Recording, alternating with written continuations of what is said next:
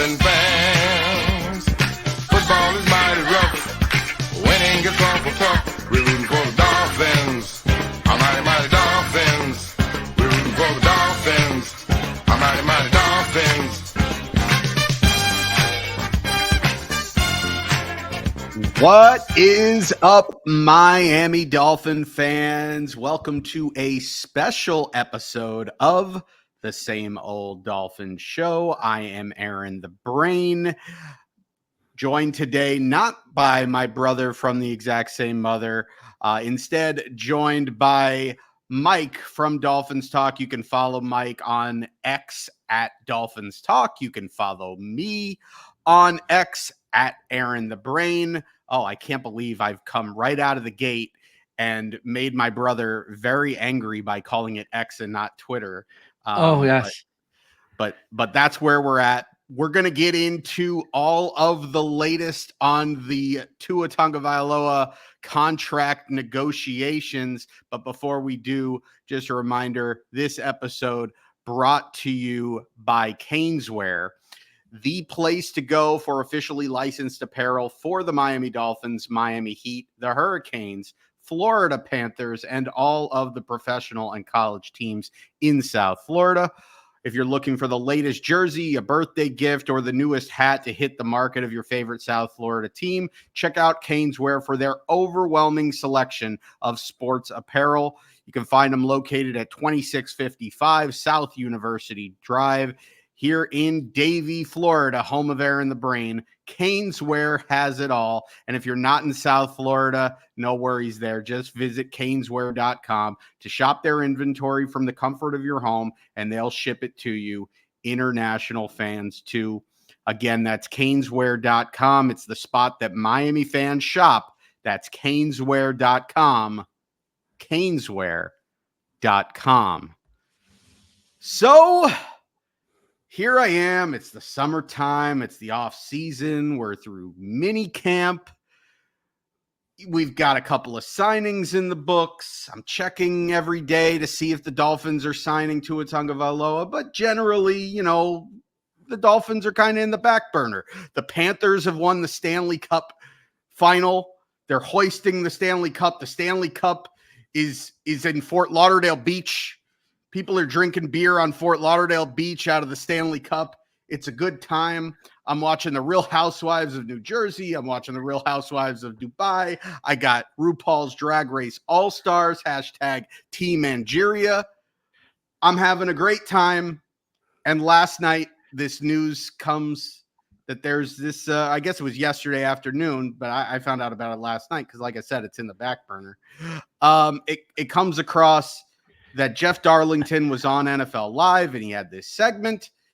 And the latest on this Tua Tagovailoa negotiation is that reportedly the Dolphins are not offering Tua a quote unquote market value contract. Jeff Darlington went on to say that what the Dolphins are offering Tua is not in the Trevor Lawrence or Jeff Goff ballpark. To me, that is the quote. That is the quote that made my eyes open. And he did preface a lot of this and made sure to let it be known he doesn't know what the numbers are. But you're not going to find very many people that are more plugged in and more reputable than Jeff Darlington. So if Jeff Darlington comes out and says, look, I'm hearing that they are not close, and Tua's out there saying the market is the market, and the Dolphins aren't offering him a market value contract, well, then for the first time in this process, it feels like there is some serious doubt as to whether or not this contract extension gets done before training camp, which, it bears noting, is still about a month away. So, Mike, when you heard that this was the latest, what was your initial reaction? Yeah, and the line you didn't mention that he said is he said that he is less optimistic now than he has been that they agree to a deal. And again, I know, especially on social media, fans of the Dolphins, anytime they hear something that's not glowing about their favorite player, they just attack the reporter. Clickbait, not true, fake news, the whole rigmarole of all that. And as you said, Jeff Darlington's as tied in as anybody when it comes to the Dolphins. So when he says this, you stand up and listen. Now today, Adam Schefter was on ESPN NFL Live.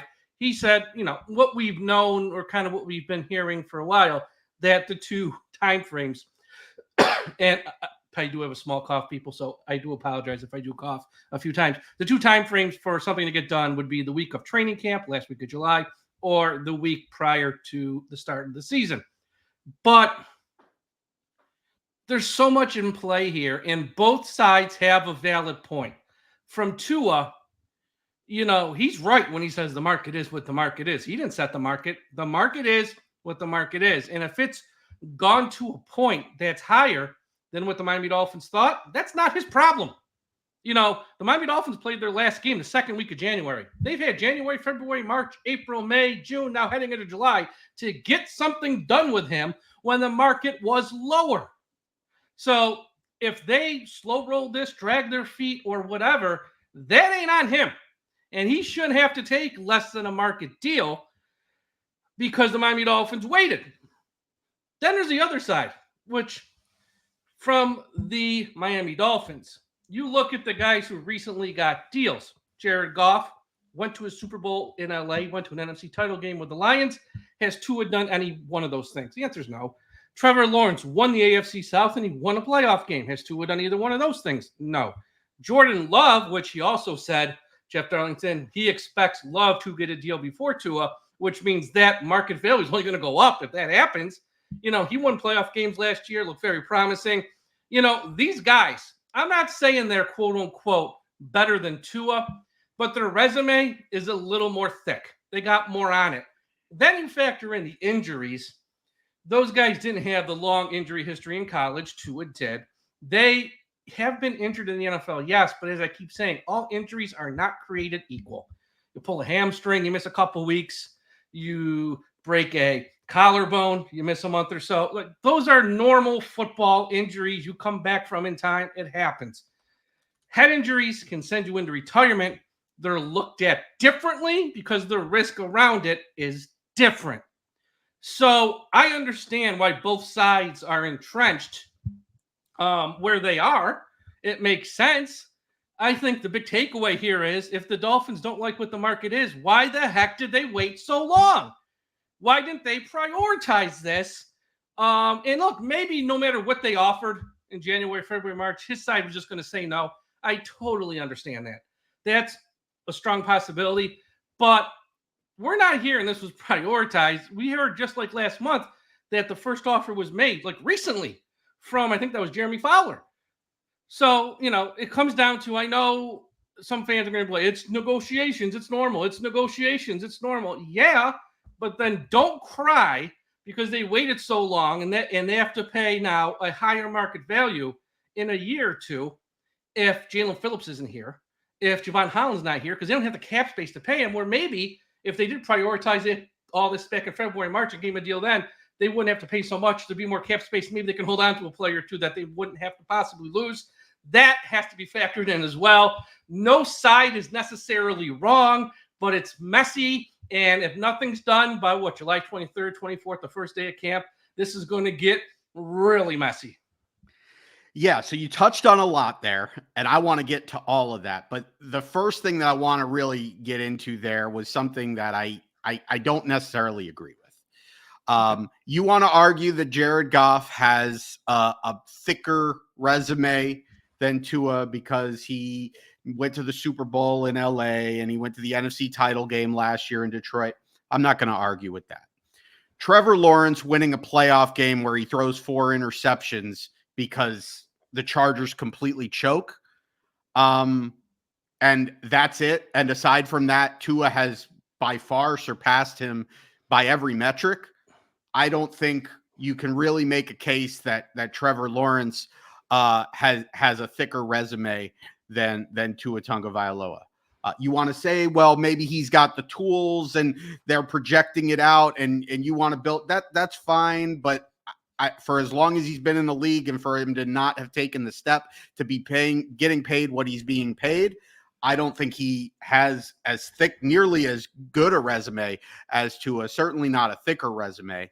And then Jordan Love, I mean, what we're talking about with Jordan Love is essentially like 10 games at the end of last year. I mean, really, we're talking about a year plus of starting experience. And last year, his team went 9-8. He got hot down the stretch.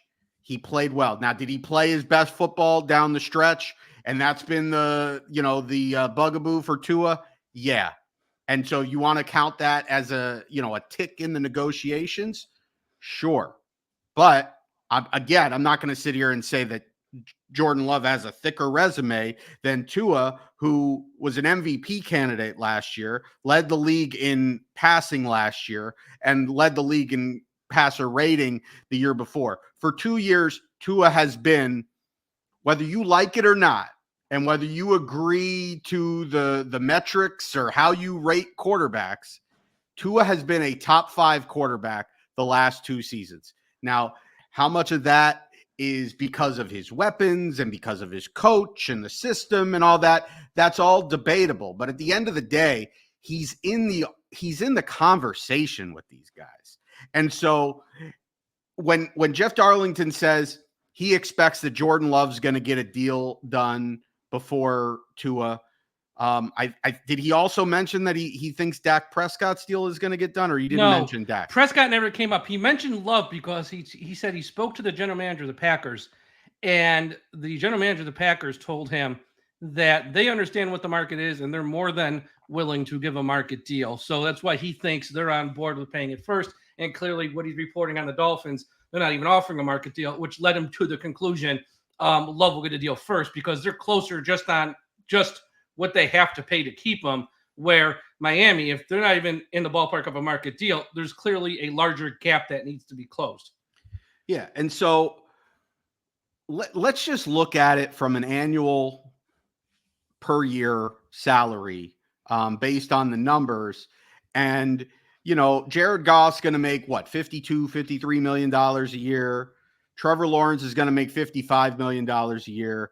Jordan Love's going to get a market contract, so he's probably going to be somewhere in that neighborhood. And you would assume, look, we don't know that Dak Prescott's deal is going to get done, but if Dak Prescott's deal gets done, he's got a better resume than all of those guys. He's probably, the floor for him is probably that Trevor Lawrence deal. He's going to be pushing close to the $60 million a year mark. If the Dolphins let the Jordan Love deal happen, the Dak Prescott deal happens before the Dolphins come to an agreement with Tua, then I think the floor of the deal is probably the Jared Goff deal. Maybe you can make an argument, say, okay, you get more than, you get more than Justin Herbert, but you don't get quite as much as Jared Goff. So right in that $52 to $53 million per year. And, that's probably the floor of this thing. And that wasn't necessarily the floor, to your point, at the end of the regular season.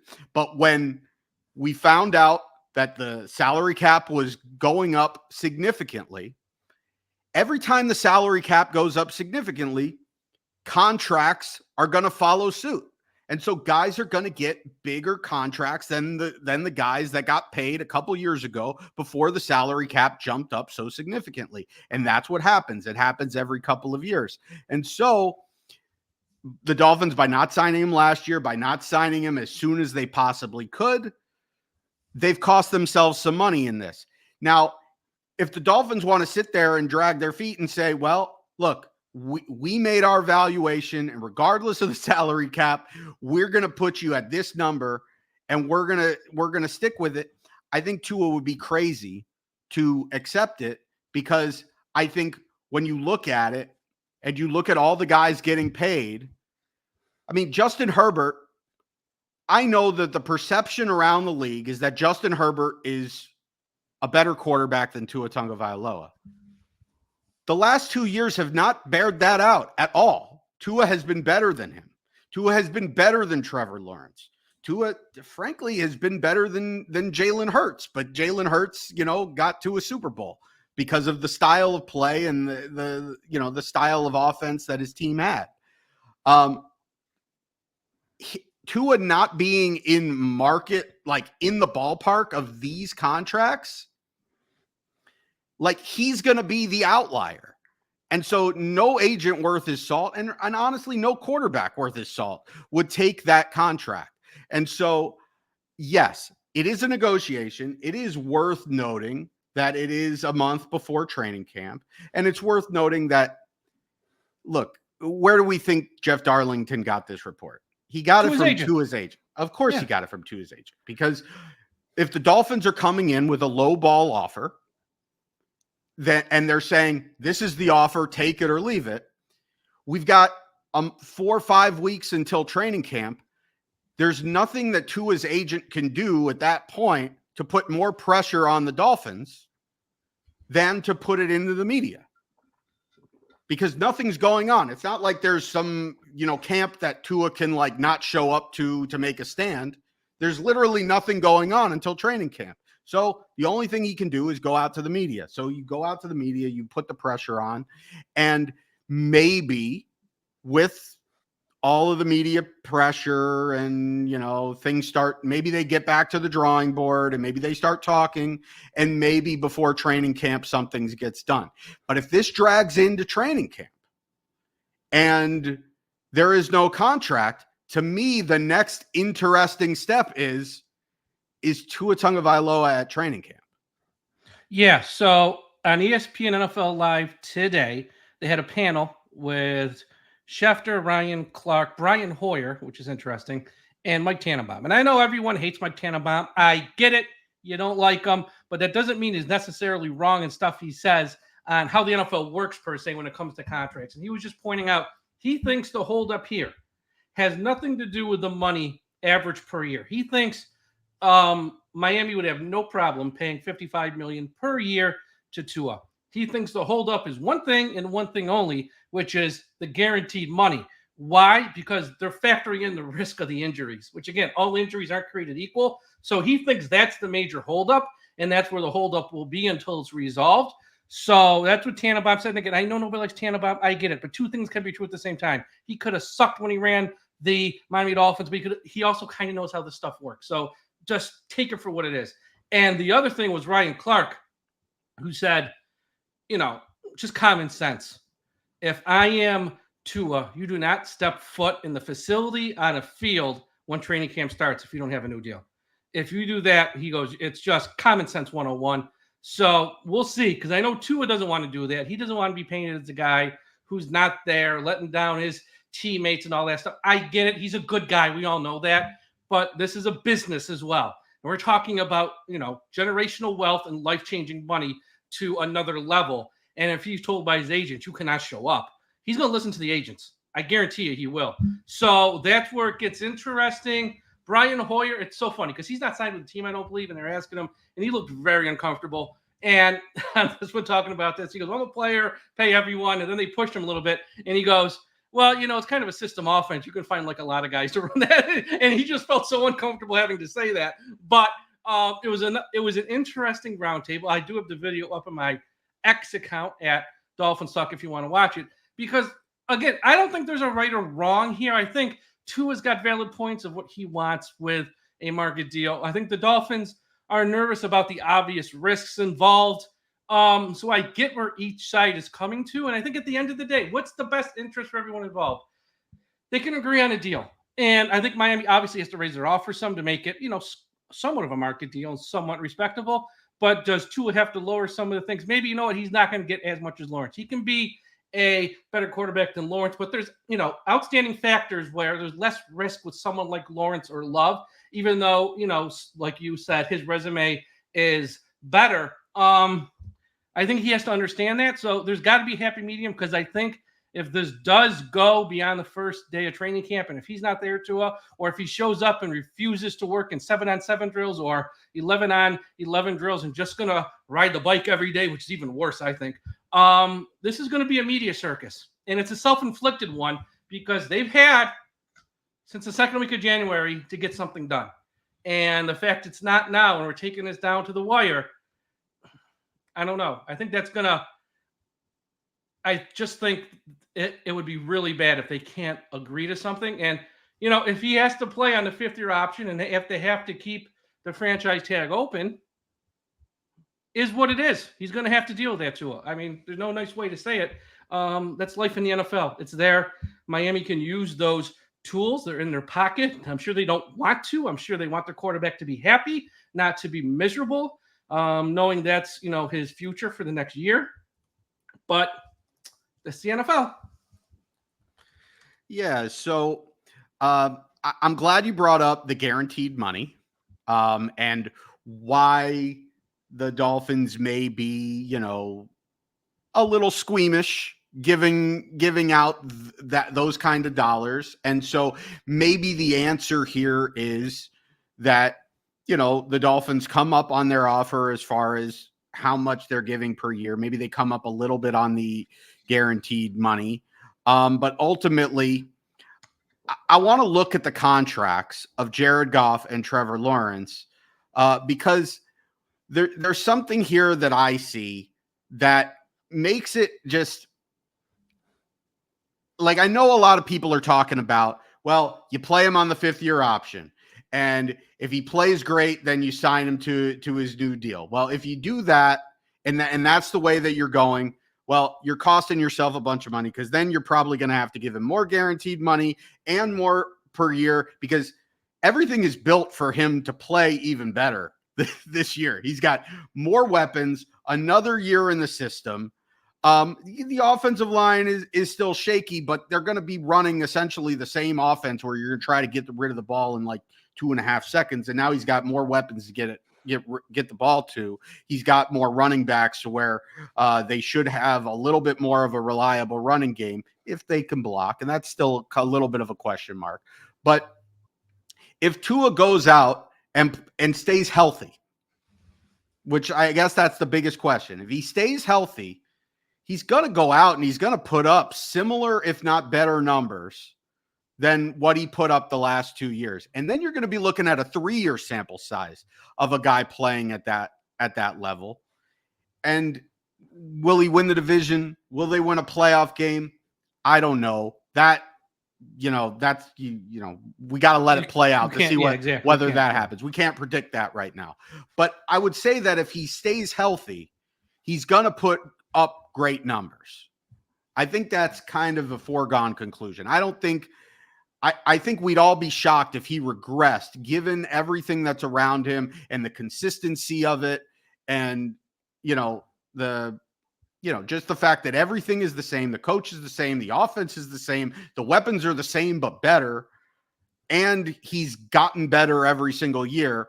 Common sense would tell you that if he stays healthy, he's going to have a great season. And if he has a great season, then you're going to go into next year and your options are going to be, well, you either sign him to a new contract and he's hitting unrestricted free agency. So, you're going to get a market level bump off of that. You're also going to get the salary cap that goes up. He's also got a year proven. He's easily going to get $60 million per year at that point.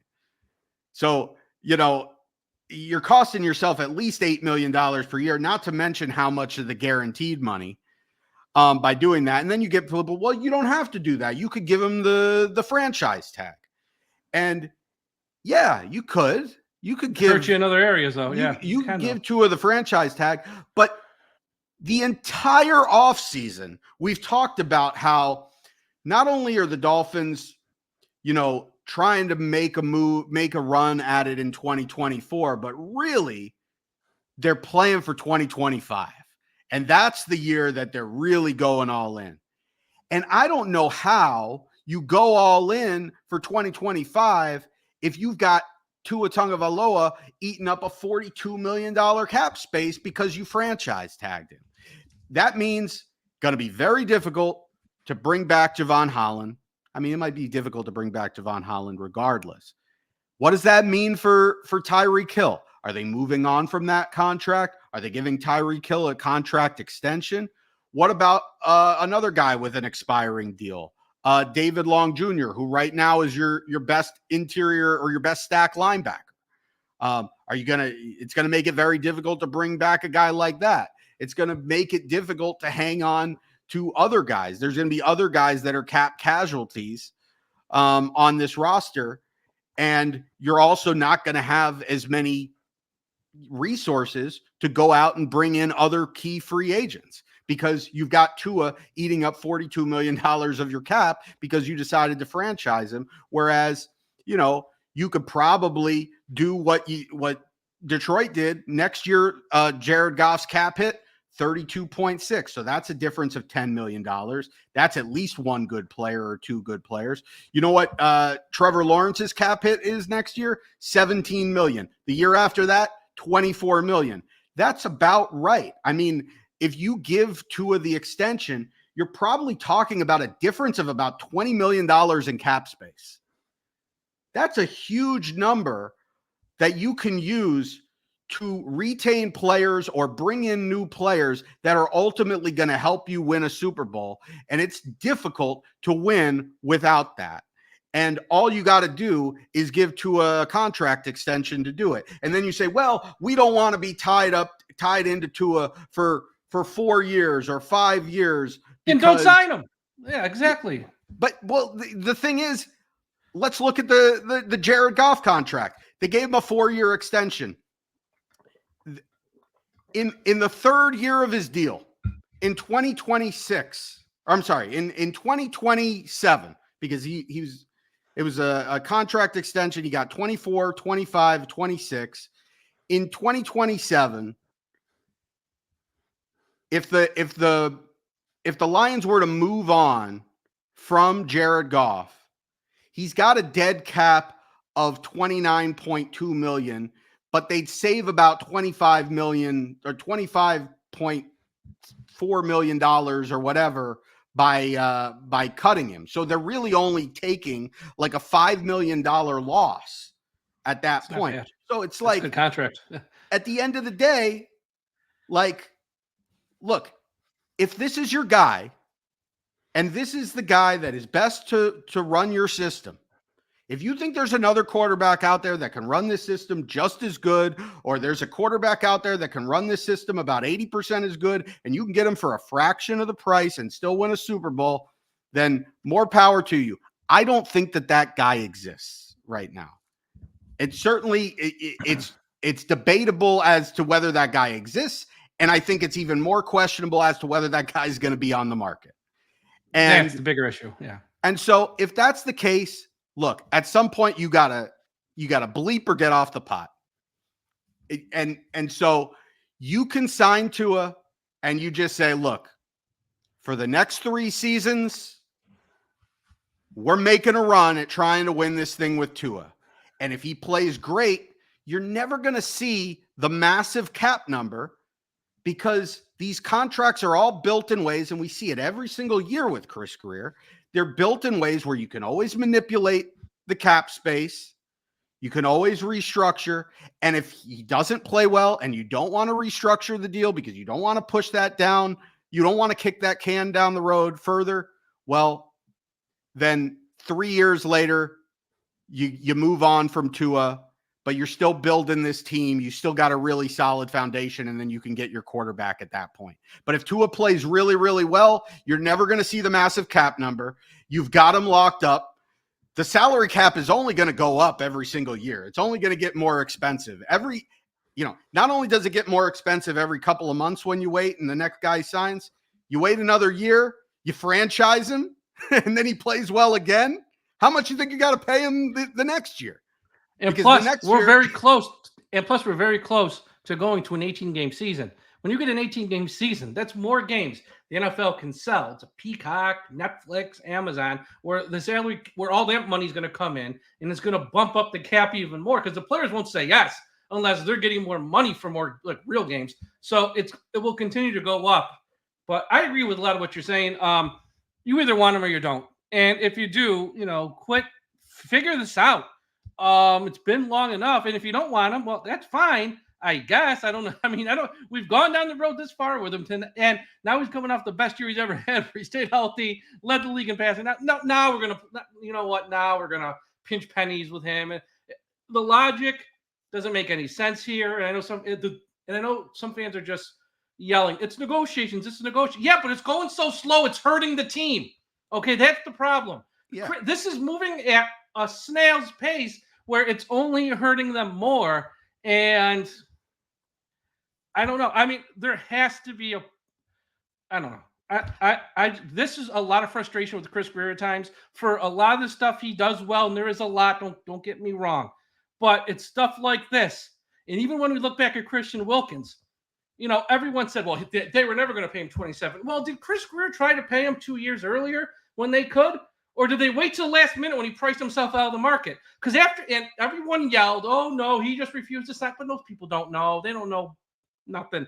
After watching this play out, I really have my doubts that they were proactive with Wilkins back in 2021 or so to try to get. You see, he's an ascending player. He's a cornerstone player. I'm sure they waited to the point where he just priced himself out of Miami. Then it's like, well, we can't pay him. Well, no crap. If you're proactive, the Eagles figure this stuff out. San Francisco figures this stuff out. All these teams figure this. Now the Lions figure this stuff out. The Lions. And we're sitting here, you know, pinching pennies when it comes to one quarterback that you got that shows a little bit of talent since the one you took in 1983. That's the frustrating part. So the next time I'm on social media and someone tells me Chris Grier's cooking, stop. Yeah, and it's so a slow cooker if he's cooking. Well, where I'm at with Chris Grier, and look, I want to wait. I want to see what happens here. It is negotiations. It absolutely is negotiations because it's a poker game. The Dolphins don't have to sign, even if the Dolphins know that what would be best for them is to sign Tua Tagovailoa to a contract extension. Even if the Dolphins know in the back of their mind, and Chris Grier is behind closed doors, not telling anybody, is saying to himself, if I have to, I'll pay him $55 million a year. And so however much, and I have to pay him $200 million guaranteed. Even if he says that behind closed doors, that he's willing to do that if push comes to shove, he ain't got to do it right now. He ain't got to do it until training camp starts. And so he is putting it out there as a negotiation. He's saying, this is the number, take it or leave it. And now the ball's in Tua's court. And so Tua's agent is saying, well, there's nothing to say right now. He's not listening to us.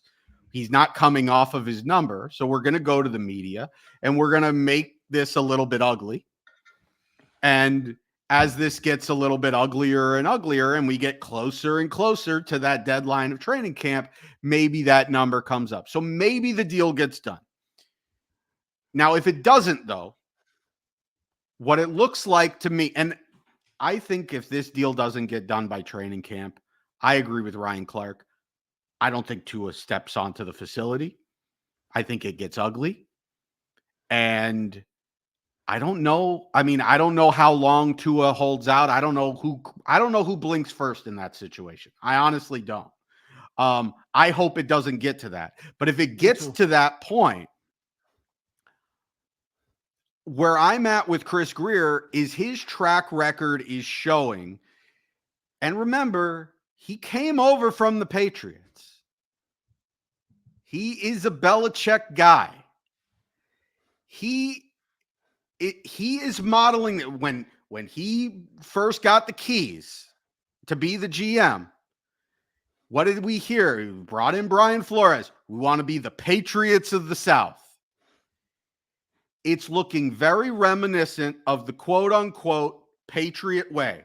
And for those of you who don't remember, or you're a little bit younger, or you haven't followed the NFL for as long as, you know, when the Patriot dynasty, the Patriot reign first really started in the early 2000s, the Patriot Way was that every year or two, they would have big stars that would come up for free agency and they'd let them walk. They wouldn't pay him. Unless they took a team-friendly deal, they'd let him walk. And the Patriots still managed to churn out winning teams, and they still managed to win Super Bowls and get deep into the playoffs every single year. And everybody said, well, this is the Patriot way, and Bill Belichick is a genius, and this is how you run an organization. Well, that's all well and good when you have the greatest quarterback to ever play the game, because the Patriot way hasn't worked so well since Tom Brady left. And Tom Brady left and went to Tampa Bay, and all it took him was 1 year to get back to the Super Bowl and win it. And meanwhile, the Patriots haven't won a playoff game. So you tell me that it was so brilliant, the Patriot way, and how that can work everywhere else. I don't think it's working everywhere else unless you have that dude. And if you don't have that dude, well, you got to take care of your best players. And right now, what we're seeing this offseason is the Dolphins letting Christian Wilkins walk, letting Robert Hunt walk. Granted, Connor Williams had, some significant injury concerns, but they let him walk. So they got massive, they had massive losses there to really significant players. Now, he did go out and he signed Jaylen Waddle. I think statistically, you can look at the track record of wide receivers and those wide receiver contracts to know there's a no-brainer to pay Jaylen Waddle, because those wide receiver contracts, the guys that have put up stats like Jaylen Waddle, it's a very short list, and every single one of them went on to have basically Hall of Fame careers. And so it was a no-brainer to pay Jaylen Waddle. And I understand that there's a little bit more variance at quarterback. But at the end of the day, if you don't pay this guy, you're going to have to pay another quarterback. And if you get cheap and you get lesser quarterback play and it ends up costing you and you don't end up winning a Super Bowl, well, you're only going to have yourself to blame because, Chris Grier decided that he wanted to get cheap with his best players. And that's where we're at right now, whereas it looks like he's lowballing his best player, even with Jerome Baker. Because they could have, a lot of people are saying, well, we're not going to miss Jerome Baker, and everybody's talking up Jordan Brooks, like Jordan Brooks is like going to be like, the next Zach Thomas or whatever, even though there's a reason why Jordan Brooks was available. Jordan Brooks is going to be a good player. Is he an upgrade over Jerome Baker? Maybe in some areas, in pass defense. Yeah. And run defense, I'm not so sure. But at the end of the day, you had a guy like Jerome Baker, and you could have worked on, somewhat of a restructure, but they lowballed him and they let him walk. Christian Wilkins, they let walk. Robert Hunt, they let walk. There was no proactivity like you mentioned. And if you were being so proactive about it and you knew that you weren't going to sign these guys, everybody's lauding Chris Grier for stacking up third-round compensatory picks. Well, if you knew you weren't going to sign these guys, you could have traded them when they had money left on their deal, and when they had a year or two left in their deal, and probably gotten like a first or a second-round pick for some of these guys. So, but we got like the 100th pick in the draft, a late third-round compensatory pick or whatever that we can then, ship out. We got the next Channing Tindall coming in the third round. Channing Tindall's on the way. We'll make you forget Christian Wilkins and Robert Hunt in every way possible. Yeah, that is a joke. Compensatory picks aren't. Yes, they're technically in round 3, but it's when round 3 ends. They're really the first picks in round 4, and I cannot get excited for picks in round 4. I just can't. It is what it is, though. But you look at this roster, and just to sort of go off the beaten path here for a quick second, what you said about Jordan Brooks and Jerome Baker, I want to get your thoughts on this because I've done a few shows this offseason. I've wrote a few articles this offseason. I've seen some other people talk about it. You compare the 2024 roster to the 2023 roster as of today. And I see a lot of folks saying this roster this year is better. And I want to just say where and how. It's not better. On offense, they have more depth. The offensive line, they've downgraded at right guard. Center, I think Aaron Brewer's fine, but on his best day, is he Connor Williams? No. So they downgraded at 2 spots there. You never know how many games Armstead's going to give you. So let's hope for 8 or 9 or 10.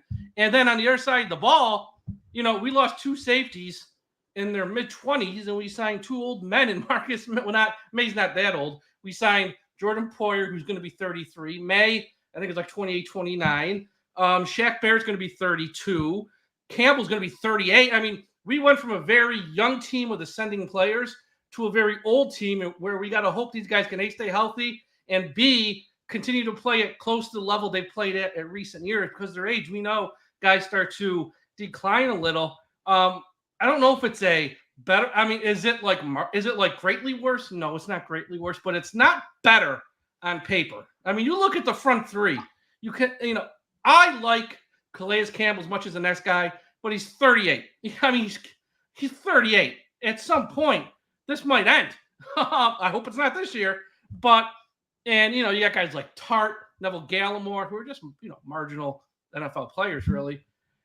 And then look at the offensive line. That's kind of scary. I know it wasn't great last year, but a couple guys we had who were pretty good aren't here anymore. Liam Eichenberg in a larger role. Okay, we'll see. Hope for the best, I guess. But I don't think it's a better roster. So what's your thoughts? My thought about this roster, just in a vacuum, I think it's in some ways better, in some ways worse. I think it may be slightly worse, but deeper. And I think there are legitimate concerns. I have legitimate concerns, as you do, about the offensive line and about the defensive line in particular. And I think that ultimately is what is going to be the biggest question mark for this team as to whether or not they actually get over the hump this year and win a playoff game.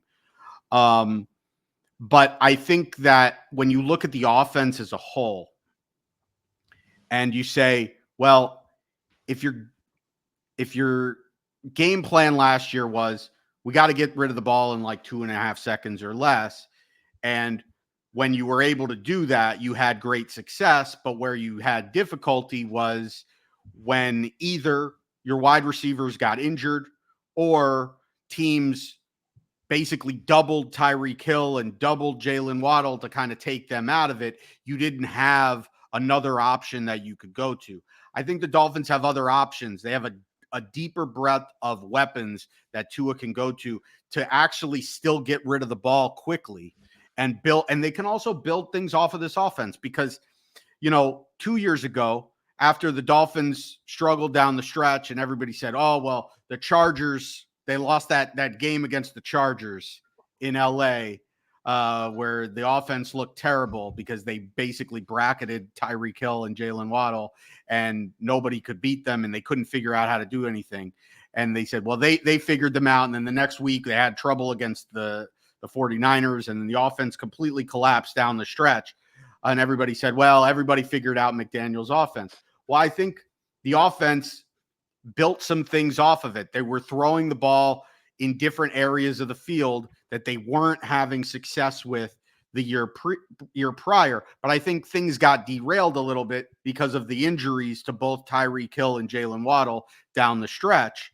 And the Dolphins also had a better running game last year than they had the year prior. So we are seeing the offense evolve. And I think there's no reason. I don't think there's any reason to believe that Mike McDaniel is sitting on his hands and not coming up with something to further evolve the offense. It's kind of his, what he does. And they also went out and they got these weapons. I don't think they got these weapons without a plan for them. I don't think they went out and got Jonnu Smith and Odell Beckham Jr. and then another running back in the draft that they traded up for without having a plan for these guys and then drafting a bunch of drafting 2 more wide receivers in the draft. Like, I don't think that the Dolphins go into this offseason thinking, oh, well, we just got these weapons, but we're going to run basically the same offense. We're not going to evolve a little bit. I think having more weapons gives you more ways to attack. And I do believe that the offense will evolve. Do I think ultimately at the end of the day, when you get into December and January and you play really good teams and the weather is nasty, do you sometimes just need to, line up and be able to run the ball up the middle? Yeah, I think sometimes you need to do that. And I don't know that the Dolphins can do that. I still think they're too finesse. And I think that's probably going to be something that hurts them. And I think, when you look at, you lose a guy like Christian Wilkins, you're never going to replace Christian Wilkins, like with one guy.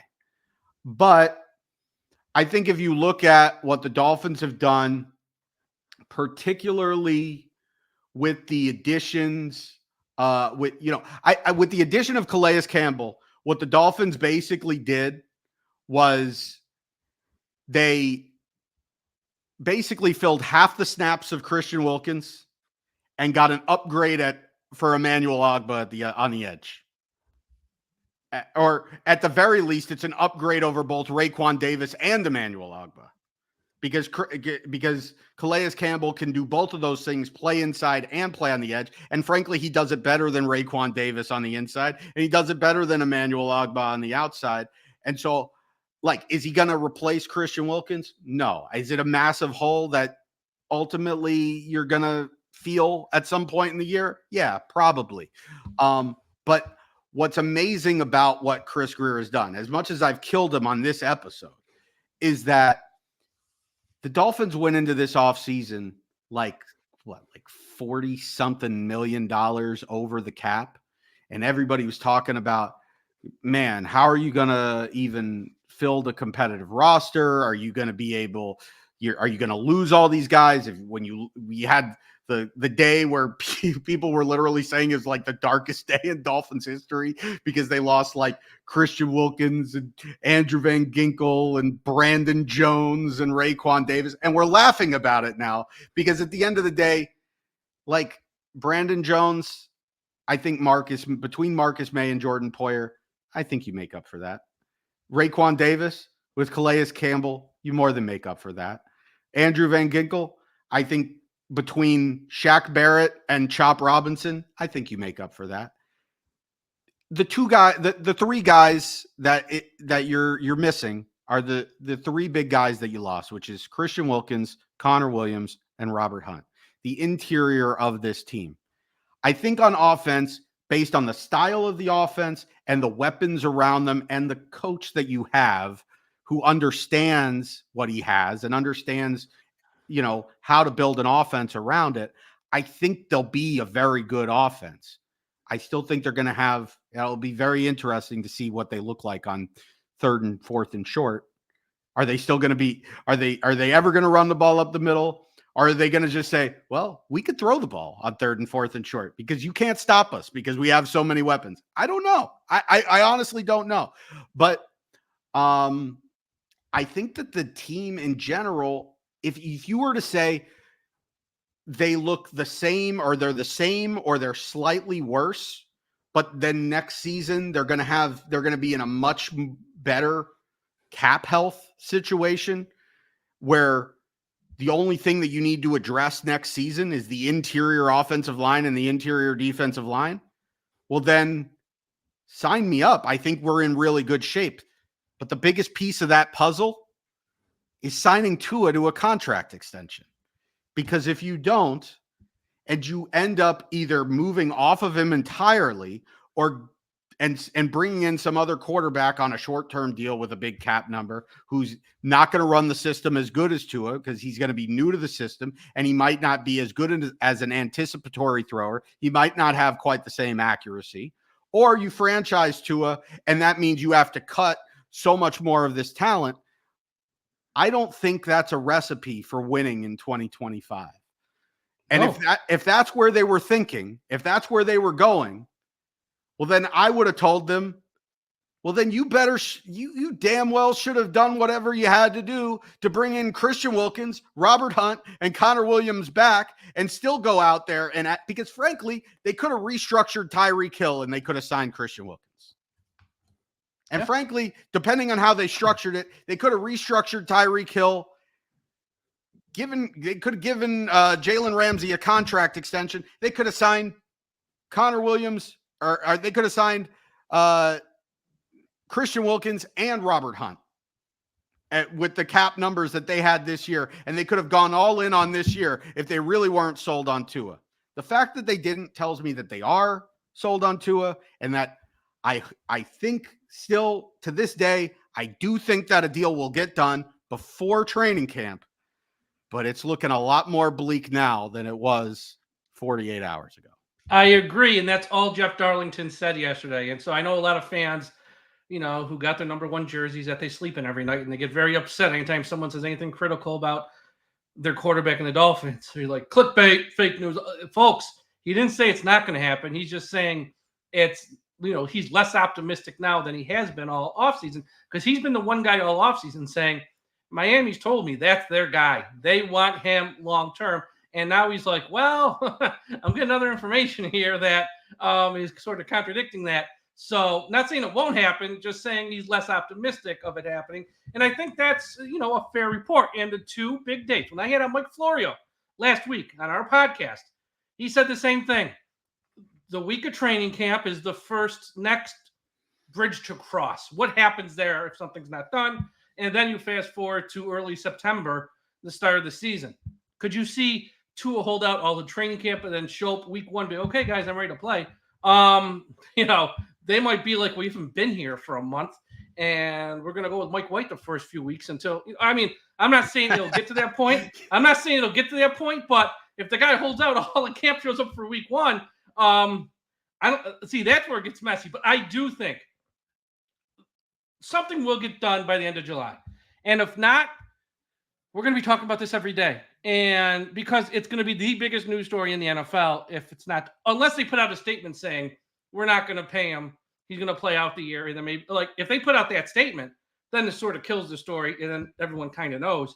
If they don't put out that, though, and if they're like, well, we're still talking to him, this is going to be front page news of the NFL and the story of training camp, because every quarterback from this most recent era, 2020, 2021, they're all getting paid. This is the one guy who's not. So it's news. And we'll see. But I do think something will get done. I think it's in the best interest of all sides. I think at some point they'll each see that. But we know ego is a strong thing. And they're dug in right now, both sides. So we'll see. Yeah. I do think something will get done before training camp. And if it's not done before training camp and Tua holds out, I don't know which side will blink first. But I think at some point, Tua is going to go to practice and he'll be ready to play game 1. Because at the end of the day, he'd be coming into the last year of his contract with that much more to prove and playing for a huge deal next year, whether that's with the Dolphins or with somebody else. So I definitely think something will get done before the season. 2 things real quick here, and then we can sort of wrap this up. Number 1, if there's a side to cave, I actually do think it's Ross and Grier. Say what you want about Ross off the field with the cancer charity stuff and Rise and, fixing up the stadium. Off the field, A-plus guy, gets all the credit in the world for that. When it comes to the on-the-field product, it's been an utter disaster since day one. And I think once he sees the bad press, once he sees all the media circus that will ensue if he's holding out in camp, I think Ross doesn't like that. And I think he'll cave in 2 seconds and give him what he wants just to end it, make it all go away. I totally see that happening. And I forgot my second point off the top of my head because I'm getting old and and I just had a senior moment. But yeah, so let's just end it with 1 point, I guess. All right. Well, if Mike remembers his second point, I'm sure he'll put it out there on Twitter or X, where you can find Mike at DolphinsTalk. You can find me on the same website at Aaron the Brain. Just some housekeeping here. Josh will be back at some point. The summer is just a busy time for him outside of the network, but rest assured, we will be back. And there are big things coming for Same Old Dolphins Show and for the DolphinsTalk.com network. So stay tuned. Make sure you're following us on Twitter. Make sure you're following us on YouTube and everywhere where you can follow us. And look, I'm looking forward to seeing what the next news is. It might be about a month until we have news, but at some point we're going to have news. And when we do have news, we'll be right there. So for Mike, I'm Aaron. For Josh, I'm Aaron. Take care of yourselves and each other, and go Dolphins! Show me the money! The Lions? The Lions.